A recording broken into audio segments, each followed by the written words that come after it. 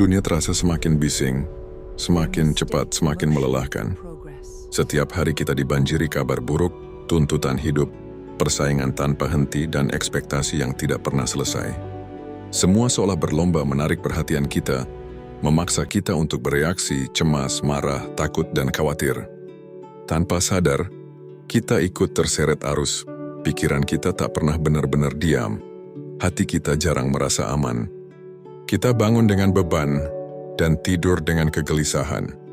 Padahal jauh di dalam diri ada kerinduan sederhana, kerinduan untuk merasa tenang, untuk bernapas lega, untuk hidup tanpa dikejar-kejar rasa takut akan masa depan. Di dunia yang semakin gila, ketenangan bukan lagi kemewahan.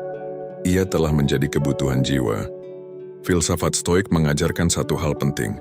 Kita tidak bisa mengendalikan dunia, tetapi kita selalu bisa mengendalikan cara kita merespons dunia. Ketika dunia kacau, ketenangan adalah bentuk keberanian. Ketika semua orang panik, kesadaran adalah bentuk kekuatan. Video ini bukan tentang melarikan diri dari kenyataan, bukan tentang menutup mata dari masalah, tetapi tentang membangun pusat ketenangan di dalam diri, agar kita tidak runtuh di tengah badai kehidupan. Karena dunia boleh gaduh, tetapi jiwamu tidak harus ikut ribut. Mari kita mulai perjalanan ini. Perjalanan kembali pulang ke dalam diri, menemukan ketenangan di tengah dunia yang semakin gila. Jika kita jujur pada diri sendiri, bukan dunia yang tiba-tiba berubah menjadi gila, tetapi ritmenya yang semakin cepat dan tekanan yang semakin rapat menekan dada. Teknologi membuat segalanya instan. Berita buruk menyebar lebih cepat daripada kebaikan. Perbandingan hidup kini ada di genggaman tangan. Setiap hari kita melihat pencapaian orang lain, kebahagiaan orang lain, kesuksesan orang lain, yang sering kali hanya potongan terbaik dari hidup mereka. Tanpa sadar kita mulai merasa tertinggal, mulai mempertanyakan nilai diri, mulai takut tidak cukup. Disinilah kegilaan itu perlahan tumbuh. Kita hidup dalam budaya yang memuja kecepatan, hasil instan, dan validasi sosial. Semua harus cepat, semua harus terlihat berhasil, semua harus diakui.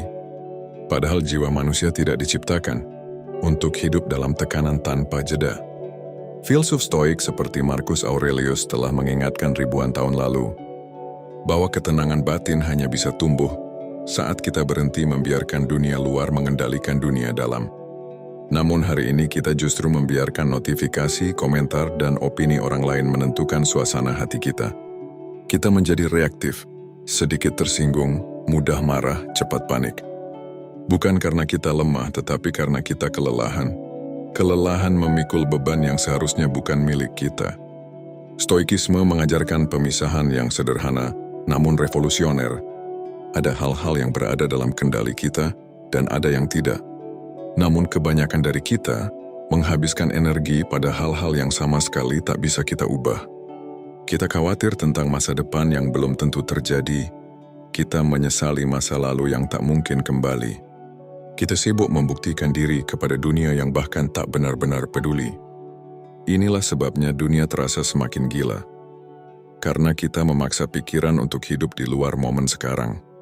Padahal, satu-satunya tempat di mana ketenangan bisa tumbuh adalah saat ini.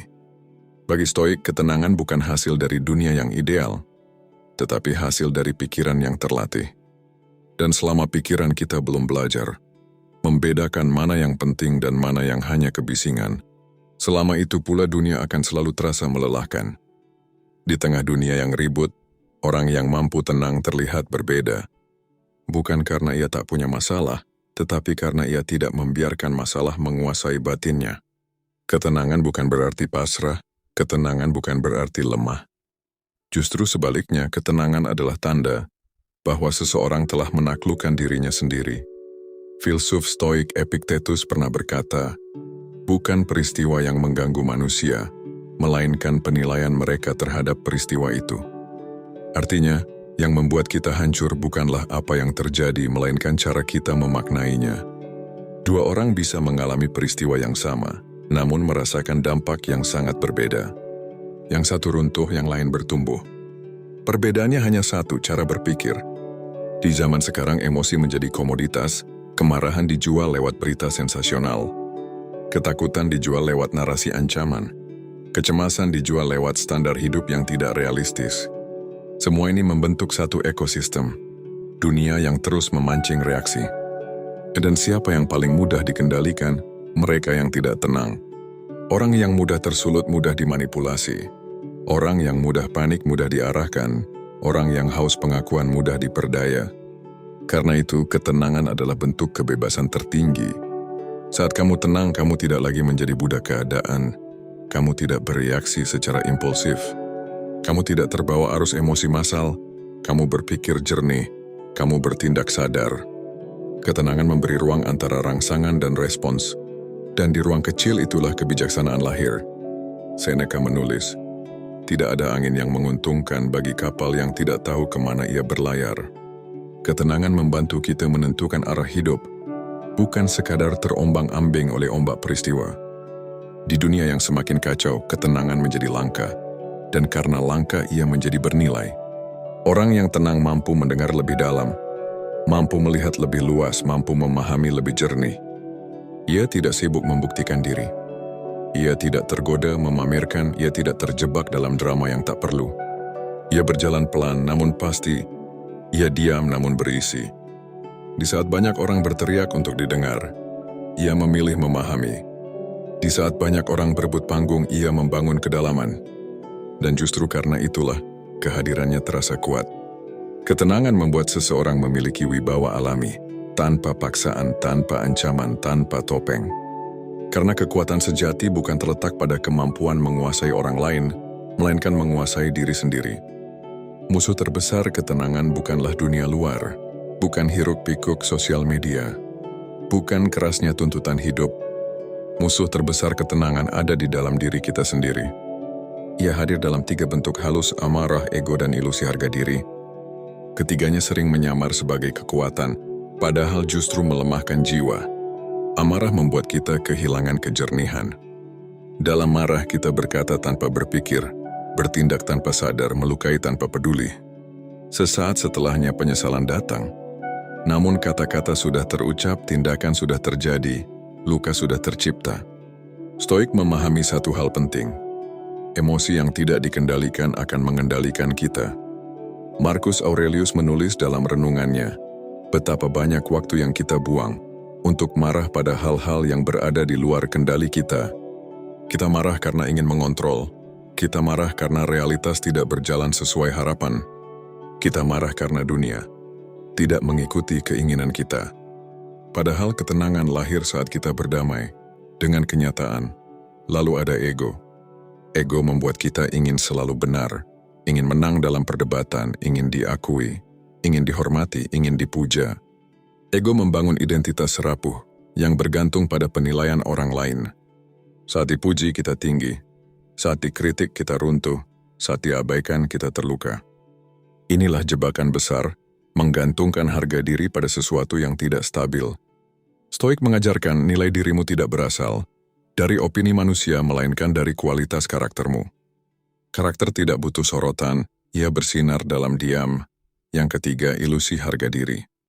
Kita sering merasa harus membela diri dalam setiap situasi, merasa harus membalas, merasa harus membuktikan. Padahal tidak semua serangan perlu ditangkis. Tidak semua hinaan perlu dijawab. Tidak semua provokasi perlu direspons. Kadang diam adalah kebijaksanaan tertinggi. Orang yang benar-benar kuat tidak sibuk membela citra. Ia sibuk menjaga nurani. Ia tahu harga dirinya tidak bisa dirampas oleh opini, oleh fitnah, atau oleh kebencian.